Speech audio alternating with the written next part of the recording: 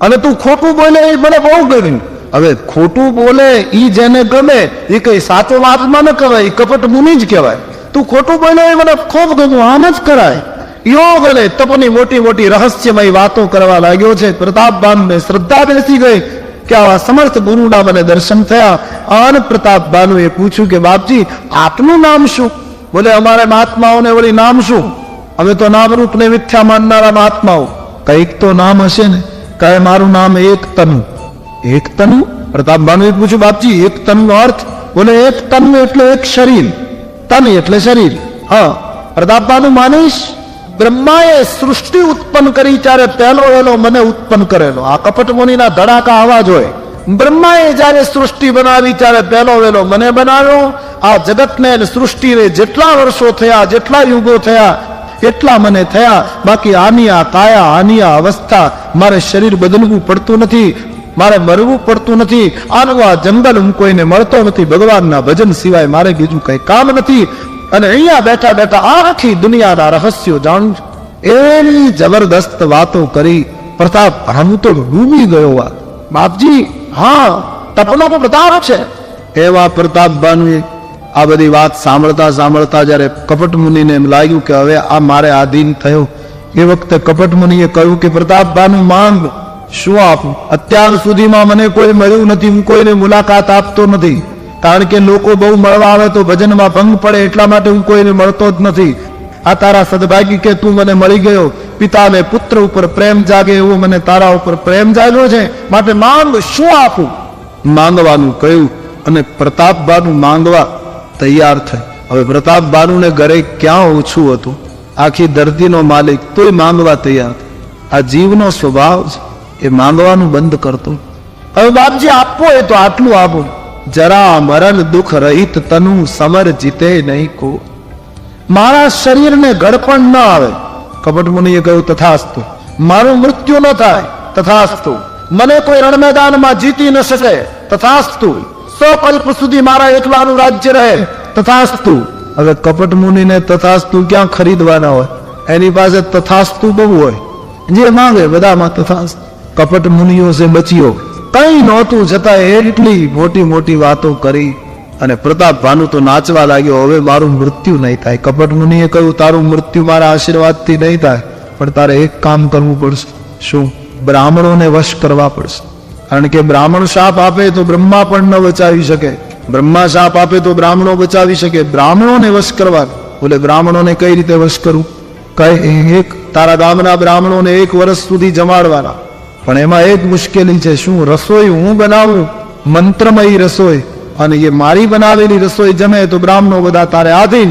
પછી જગતમાં તને કાળ કંઈ કરી શકે. પણ હું તો કોઈના ગામમાં જતો નથી. સૃષ્ટિ ઉત્પન્ન થઈ ત્યારથી અહીંયા છે. બાપજી તમે કોઈના માટે ન જતા હો તો કઈ નહીં, પણ મારા માટે તો આપે આવવું પડશે. આપ કહો એટલા બ્રાહ્મણોને જમાડું. ઠીક છે પ્રતાપબાનુ, તારી લાગણી છે તો હું આવીશ, પણ એક કામ કરવાનું, તારે ને મારે જે વાત થઈ એ કોઈને કહેવાની નહીં. બસ હવે તું સુઈ જા. હું યોગના પ્રતાપથી તને તારા ઘોડાને નગરમાં પહોંચાડી દઈશ. તારા ઉપરોહિતનું અપહરણ કરીને આશ્રમમાં લઈ આવીશ, અને હું તારા ઉપરોહિતના રૂપમાં 3જે દિવસે તને મળીશ. ત્યારે સમજજે કે ગુરુદેવ આવી ગયા. ષડયંત્ર રચી લીધું કપટ મુનિએ. પ્રતાપબાનુ સુઈ ગયો. આ માણસમાં તો કઈ હતું નહીં, મોટી મોટી વાતો કરી હતી, પણ અડધી રાત્રિ થઈ ત્યાં પેલો કાલકેતુ રાક્ષસ માયાવી, જે ભૂંડ બનીને રાજાને ભૂલો પાડી ગયો, એ આનો મિત્ર મળવા આવ્યો. કપટ મુનિએ કાલકેતુને કહ્યું તું માયા જાણે છે, પ્રતાપબાનુને એના ઘોડાને માયાથી નગરમાં મૂકી આવ, એના ઉપરોહિતને અહીં લઈ આવ, અને તું ઉપરોહિતના રૂપમાં એને 3જે દિવસે મળજે. આવી રીતની રસોઈ કરજે, જેથી કરીને બ્રાહ્મણો શાપ આપે, આપણા દુશ્મનનો નાશ થાય, તો આપણા ગુમાવેલા રાષ્ટ્રો આપણને પાછા પડે. યુક્તિ રચાય. પ્રતાપબાનુનું અપહરણ કરી નગરમાં પહોંચાડ્યો, ઉપરોહિતને આશ્રમમાં લાવ્યો છે. કાલકેતુ ઉપરોહિતની પથારીમાં સૂઈ ગયો. પ્રતાપબાનુ આવી ગયા એમ ગામમાં ખબર પડતા લોકોએ ઉત્સવ મનાવ્યો. પ્રતાપબાનુને 3 દિવસો પૂરા થતા નથી. ક્યારે 3 દિવસ પૂરા થાય, ક્યારે મારા ગુરુદેવ આવે. 3 દિવસ પૂરા થયા. કાલકેતુ રાક્ષસ ઉપરોહિતના રૂપમાં આવ્યો. પ્રતાપબાનુ ઓળખી શક્યો નહીં. રસોઈ ઘર સોંપી દીધું. કાલકેતુએ રસોઈ બનાવી. બ્રાહ્મણોની રસોઈમાં બ્રાહ્મણોના અને મૃગલાઓના માંસ નાખ્યા છે. અપવિત્ર રસોઈ કરી છે. તમામ બ્રાહ્મણો ભોજન માટે બેસી ગયા. પ્રતિપદાએ હાથ જોડીને વિનંતી કરી, સંકલ્પ કરાવ્યો બ્રાહ્મણોએ. બ્રાહ્મણો ભોજનની તૈયારી કરે છે. બ્રહ્માર્પણ કરીને બ્રાહ્મણો જ્યાં ભગવાનને અર્પણ કરીને જમવા ગયા, ત્યાં આકાશમાં કડાકો થયો. બ્રાહ્મણો અટકી જાઓ, એટલું કરવાનું હતું એટલું ન કર્યું, વધારે કર્યું. એટલે બ્રાહ્મણોને અહીંયા ઠપકો મળ્યો કે મેં તમને ખાલી એટલું જ કહ્યું હતું કે તમે જમવાનું બંધ કરી, જમવાનું છોડીને ઘરે જતા રહો. પણ બ્રાહ્મણો એ શાપ આપ્યો. પ્રતાપબાનુનો કોઈ અપરાધ નથી. બ્રાહ્મણો આકાશવાણી કહે છે તમે એને રાક્ષસ થવાનો શાપ આપ્યો, 1 વર્ષમાં મૃત્યુનો શાપ આપ્યો, તે ઠીક નથી કર્યું. બ્રાહ્મણોને પસ્તાવો થયો છે. પ્રતાપબાનુ રસોઈ ઘરમાં જઈને જુએ તો રાક્ષસ ત્યાંથી છટકી ગયા. પ્રતાપબાનુએ પગમાં વંદન કરી બ્રાહ્મણોની પાસે વિનંતી કરી છે. બ્રાહ્મણોએ આશીર્વાદ આપતા કહ્યું અમારો શાપ ખોટો તો નહીં પડે, 1 વર્ષમાં તારું કુળ નાશ પામશે, બીજા જન્મમાં તમે ભયંકર રાક્ષસો બનશો, પણ એ વખતે તમારી શક્તિ એટલી હશે કે તમને મારવા માટે સાક્ષાત બ્રહ્મને અવતાર લેવો. ઈશ્વરના હાથે રણ મેદાનમાં મૃત્યુ થશે. આશીર્વાદ આપી બ્રાહ્મણો જતા રહ્યા. અહીં કાલકેતુએ પેલા કપટ મુનિને વાત કરી, આ બંનેએ મળીને પરાજિત રાજાઓને વાત કરી. બધા એક સાથે મળીને કઈ દેશ ઉપર હુમલો કર્યો. નાની મોટી લડાઈમાં 1 વર્ષની અંદર પ્રતાપબાનુનું સમગ્ર કુળ નાશ પામે છે. સત્યકેતુના કુળમાં કોઈ બચ્યું નહીં. પ્રતાપબાનુ, હરિમર્દન, ધર્મરુચિ બધા મૃત્યુ પામ્યા. પ્રતાપબાનુનો બીજો જન્મ, એનું નામ રાવણ. હરિમર્દન બીજા જન્મમાં કુંભકર્ણ થયો. ધર્મરુચિ નામનો પ્રધાન, જેને ધર્મમાં રુચિ હતી, એ બીજા જન્મમાં બીજી માતાને પેટે જન્મ લઈ વિભીષણ બને. બાકીના રાક્ષસો, બાકીના માણસો નાના મોટા રાક્ષસોના રૂપમાં ધરતી ઉપર જન્મ્યા છે. રાવણ, કુંભકર્ણ અને વિભીષણે ત્રણેય ખૂબ તપ કર્યું. યુવાની બ્રહ્માજી શંકરજીને લઈને આવ્યા છે. રાવણને કહ્યું દશાનંદ વરદાન માંગ, શું આપું? રાવણ વરદાન માંગે છે. રાવણે માંગ્યું કે અમે કોઈના હાથે માર્યા મરીએ નહીં. શરીર બદલાય છે ને, બાકી વાસના તો એની રહે, મન તો એનું. પ્રતાપબાનુનો આ જીવ છે ને, પ્રતાપબાનુ માંગતો હતો કે હું મરું નહીં, એની એ વાત પાછી આ જન્મમાં આવી. અમે કોઈના હાથે મરીએ, પણ ઈશ્વર તો પોતાનો કાયદો હાથમાં રાખે જ. ભગવાન તથાગત કહેવા જતા હતા, જ્યાં રાવણે સુધારો કર્યો કે વાનર અને મનુષ્યની છૂટ, આ બે સિવાય કોઈના હાથે ન મરું. ભગવાને કહ્યું તથાસ્તુ, આટલું તો ઘણું. હાથે કરીને છૂટ આપીને, નહીતર આટલું જ રાખ્યું હોત કે હું કોઈના હાથે ન મરું તો એને ફાયદો થાય, પણ બોલાવનારો ઈશ્વર છે એમ સાબિત થાય. ભગવાન બ્રહ્માજીને કહ્યું છે વાનર અને મનુષ્ય સિવાય મને કોઈ ન મારી શકે, વાનર અને મનુષ્યની મને પરવા નથી. બ્રહ્માએ તથાસ્તુ કહ્યું, તને એના સિવાય કોઈ નહીં મારી શકે. ઈશ્વર પોતાની સલામતી રાખીને જ બોલા. હિરણ્યકશિપુએ તપ કર્યું, પછી એને કેટલું માંગ્યું. બ્રહ્મા વરદાન આપવા આવ્યા હિરણ્યકશિપુને, કહ્યું કે માંગ. હિરણ્યકશિપુએ કહ્યું એમ મૌખિક નહીં, તમારો દેવતાઓનો ભરોસો નહીં, ક્યારે ફરી જાઓ તો લેખિત જોઈએ. હું બધું લખી આપું, એમાં તમે સહી કરી દો કે ઉપરનું બધું મંજૂર, અને બ્રહ્માની સહી. સારું લખી લે. બોલે એમ તાત્કાલિક નહીં લખું, મને સમય જોઈએ, હું વિચાર કરીને લખીને કાગળ લખું ને બોલાવું, પછી તમે સહી કરવા આવજો કે મારે આટલું જોઈએ. પછી હિરણ્યકશિપુએ કાગળ તૈયાર કર્યો. રાત્રે ન મરું, દિવસે ન મરું, ઘરમાં ન મરું, બહાર ન મરું, લીલાથી ન મરું, સુકાયેલાથી ન મરું, અસ્ત્રથી ન મરું, શસ્ત્રથી ન મરું, મનુષ્યથી ન મરું, પશુથી ન મરું. કેટલી કલમ લખી, અને મારવા કેવ.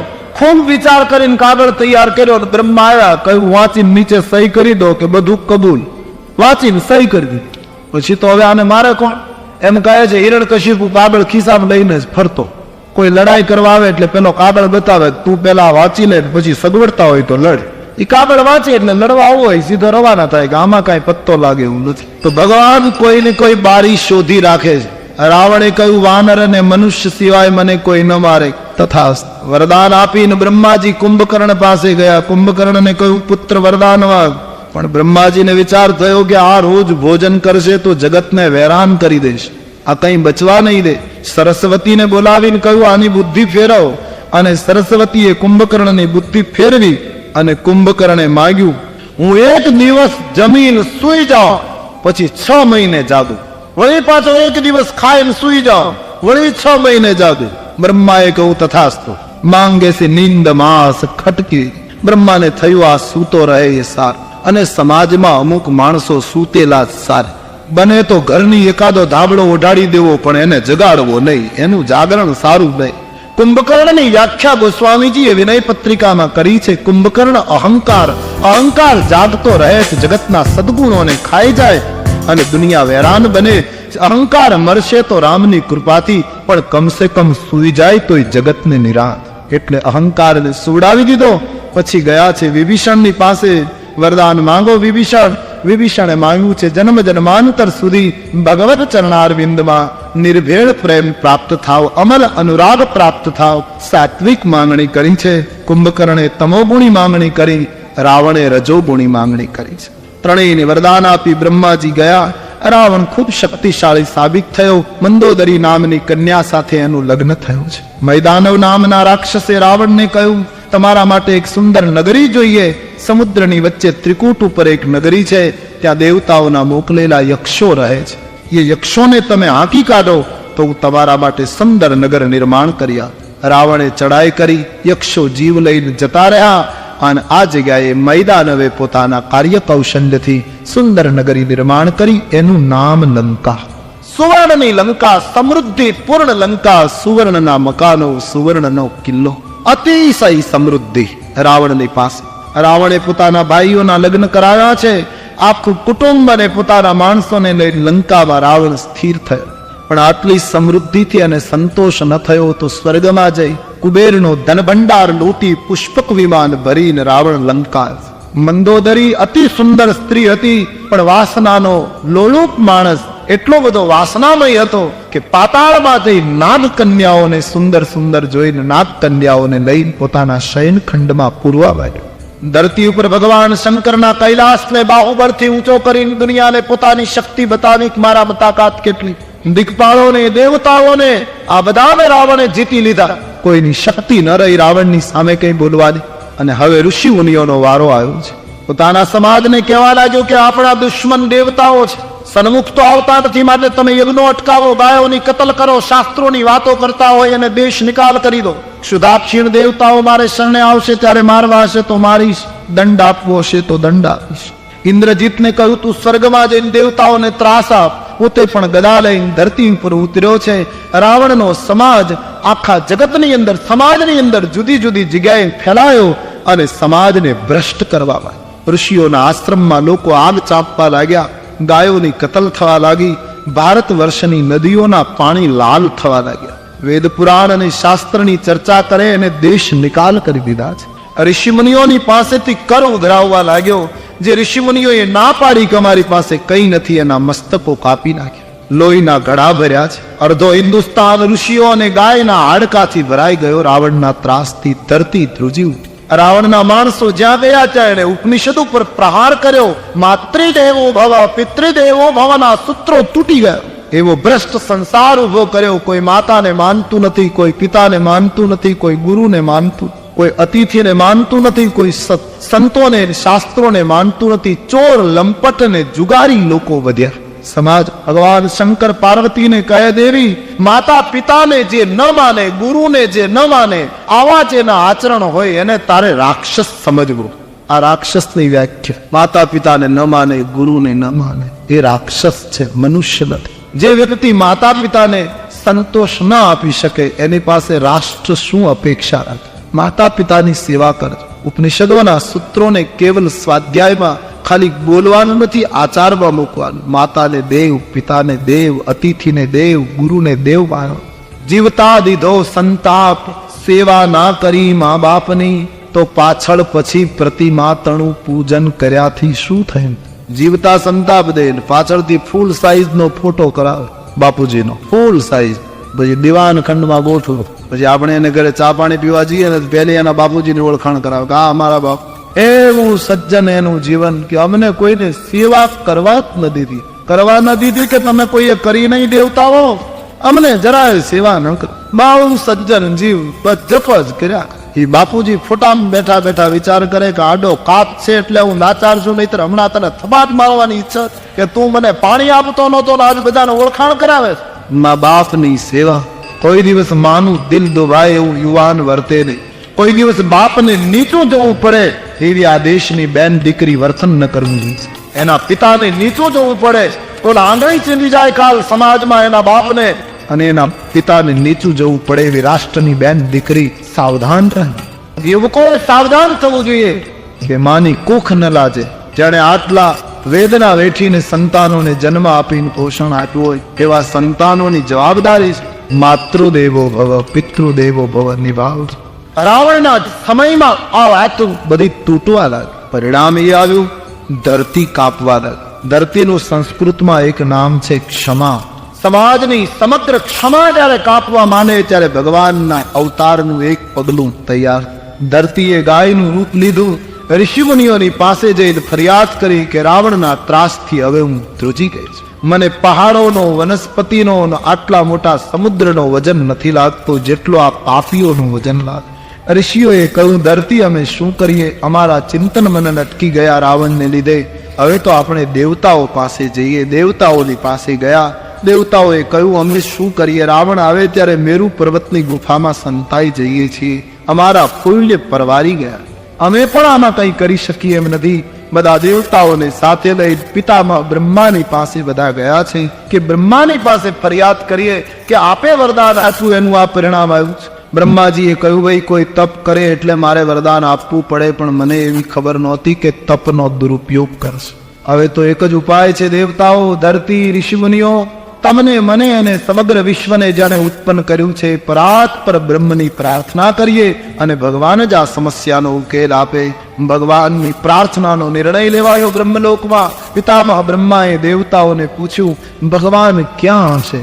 દેવતાઓ જુદી જુદી જગ્યા બતાવવા લાગ્યા. કોઈ કહે ક્ષીરસાગર, કોઈ કહે વૈકુંઠ, કોઈ કહે ગોલોક, કોઈ કહે પાતાળ, કોઈ કહે અહીં. બ્રહ્માજીએ શંકર ભગવાનને પૂછ્યું તમારો શું મત? શંકરજીએ કહ્યું મહારાજ મને દેવતાઓની દયા આવે છે. આ બધા કહે ભગવાન અહીંયા, ભગવાન અહીંયા. નરે એટલું બતાવો ભગવાન ક્યાં નથી.